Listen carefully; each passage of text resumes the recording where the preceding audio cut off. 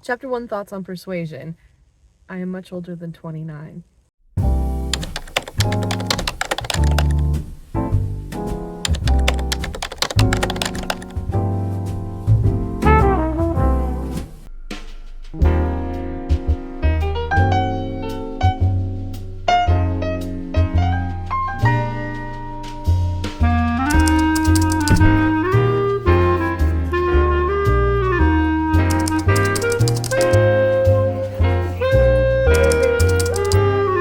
Hi, baby.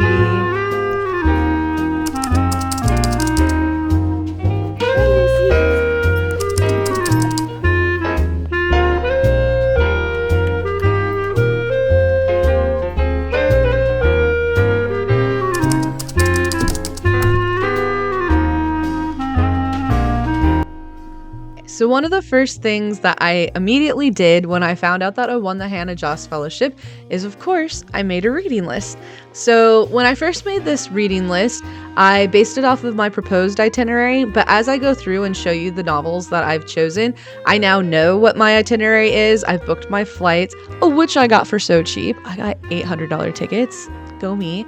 Then I've also booked all of my stays. So I'm going to put these in order of that, and then hopefully that'll be helpful to me. I've picked quite an extensive reading list. I want to be as well read as I possibly can when I go. Now, if I do finish all of this, then of course I have much more that I could add on to it, but I think this is maybe perhaps more than a healthy start.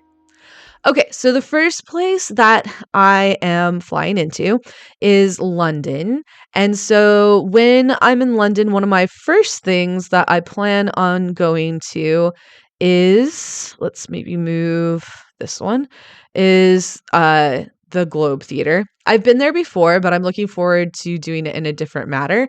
This novel is Bill Bryson's Shakespeare. When you look up what are the Shakespeare books that you should read, this is one of them. It looks really accessible, and I'm excited to learn more. Okay, so I'm going to go to the Globe Theater.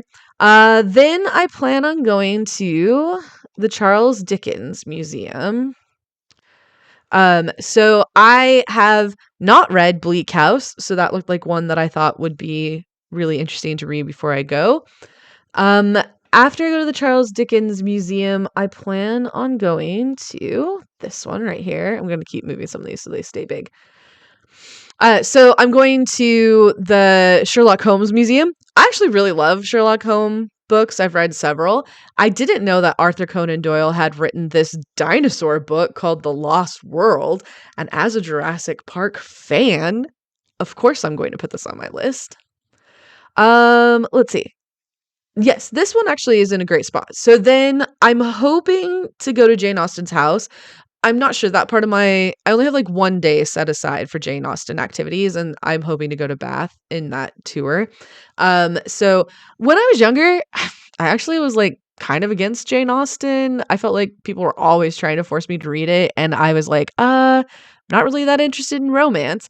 But now that I am in my 40s and much more experienced in the world, I'm very much more fascinated by Jane Austen and have started becoming invested because of the social commentaries and sort of the position of women in that time.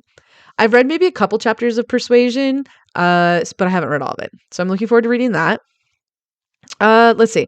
After I go there, then I'm going to Oxford. Okay, so Oxford. Here we go. Philip Pullman would be Oxford. So Philip Pullman, I love the entire series of his Dark Materials, and I've actually read half of this book, but I'm a really big multi-reader, so somehow I read a lot of it, enjoyed it, but then got distracted by whatever other novel I was finishing and forgot to come back to this one. Luckily for me, I usually remember what I read, so of course we got to read some Philip Pullman. Brideshead Revisited mentions Oxford a lot. I know pretty much next to nothing about this other than that should be read. Looks great. And some of the locations for the film, which I also haven't seen, I will be visiting. So that'll be fun. Let's see. Okay. That looks like about all of the ones that have Oxford in it. Okay. After Oxford, I am going to Stratford upon Avon. So we'll add this in here. So, I am really interested in always discussing with my students the different discussions that have centered around who Shakespeare actually is. And although I know that most scholarship has pretty much settled on who they say he is, I am a child of the 90s in which it was like very vogue to talk about the possibilities that it wasn't. So of course, I'm interested in Shakespeare was a woman and other heresies. I think this sounds so fascinating and will give me so much to discuss with my students as well. So that's one Shakespeare book. There's another. I have quite a bit of Shakespeare because that's a really large focus of my fellowship since that's what I extensively teach in my school. The next one is a book that I had on my reading list for a really long time, and it's Hamnet by Maggie O'Farrell. Yeah. This is a novel. I think that it's like speculative about Shakespeare's son, whose name was Hamnet. And it got really, really great reviews. I don't know much else about that, but I've had it on my book list for a long time, and now seems like a good chance to read it.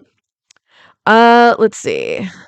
These Violent Delights is a book that I have seen sitting on, remember when it was really popular? Do we all remember when this was like on Book Talk and BookTube and everybody was talking about it? For some reason, I just like saw those and didn't register at all that These Violent Delights is obviously a line from Romeo and Juliet.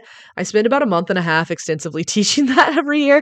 I know this play in and out, and yet never made this connection. I just sort of looked at the cover and thought, oh, this is sort of like YA fantasy. And although I do read and enjoy that, it's not usually my first go-to, but has really great reviews. Looks awesome to me now. So, um, okay, so after I go to Stratford upon Avon, then I'm going to, oh, this isn't the perfect spot. Then I'm going to Haworth and I'm going to the Bronte Parsonage. Yay! I think I'm most excited about this. I'm bringing my laptop with me on this trip and I plan on writing as I go. And I cannot wait to do that incredible thing where I'm going to write in the same town as the Bronte sisters. Ah! This book is Shirley, and I feel a little bit embarrassed to say that although I am like a huge Bronte fan, I didn't know this book existed. Oops. And when I was looking for like what novels could I read about the Brontes, I pictured myself like I've read all of them. I'm going to read books about the Brontes, and then hello, I haven't read this one. So I'm excited. It's a very popular one, but somehow I didn't know it. I think when I see Shirley, I think Anne Shirley.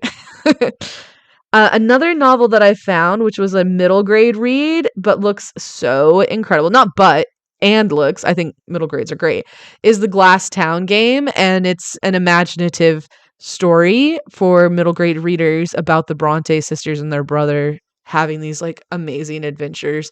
I don't know much else about that. That's all I need to know. Let's see.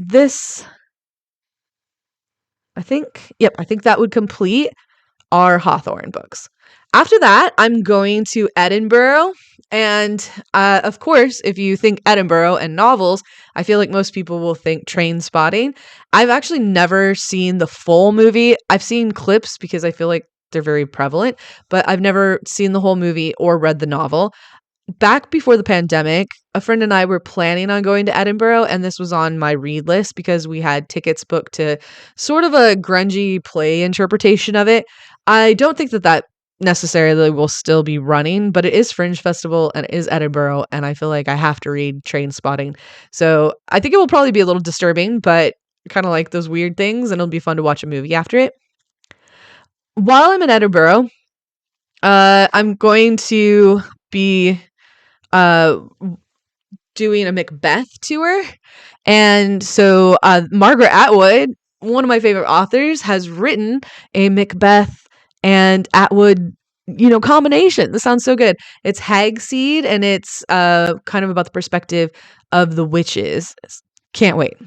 Then, kind of going in that vein, I'll move this one over because I don't know much about this novel at all. Foul is Fair. It sounds sort of like a kind of wild pop kind of romp, and it's loosely based on the witches from Macbeth and also Lady Macbeth's Revenge. So that sounds really cool. Then since I'll be doing like some Scotland type stuff, I want to read The Lady of the Lake by Sir Walter Scott. And whenever I think of this, I mean I've already talked about Anne Shirley once in here, but I always think about Anna Green Gables and her lovely recitation of this before she like almost drowned in that boat.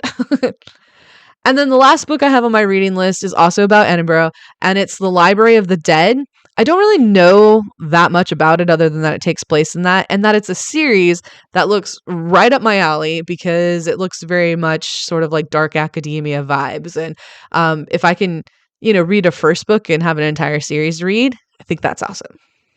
Okay, now they're all nice in order. I love that because now I have my itinerary and this will match. I have a feeling I'm not sure I'm going to actually read this in order of the itinerary. I think I might, as usual, do a little bit of multitask reading. But I think the first thing we can do is see if I have any of these on my actual bookshelf right now. Kind of feel like I don't. If I don't, then I'm going to make a plan for that. So let's go ahead and look through my own bookshelves and see what I have. So, looks like I do have Persuasion in the world's tiniest format right here. So let's go ahead and I'm not sure where I got this collection, but they're pretty cute, aren't they? Okay, here we go. So, Persuasion. Check. Definitely can't say that's not a portable version to read. Got that. Let's see here if I kind of feel like that might be it. I found one book on my reading list that I actually own, and it's Persuasion. And look how tiny it looks. So deceptive. I love it. Super portable. Guess I'll start with this one. I'll have to be on the lookout for a couple others, and as soon as paycheck drops, I'm going to purchase a couple other ones.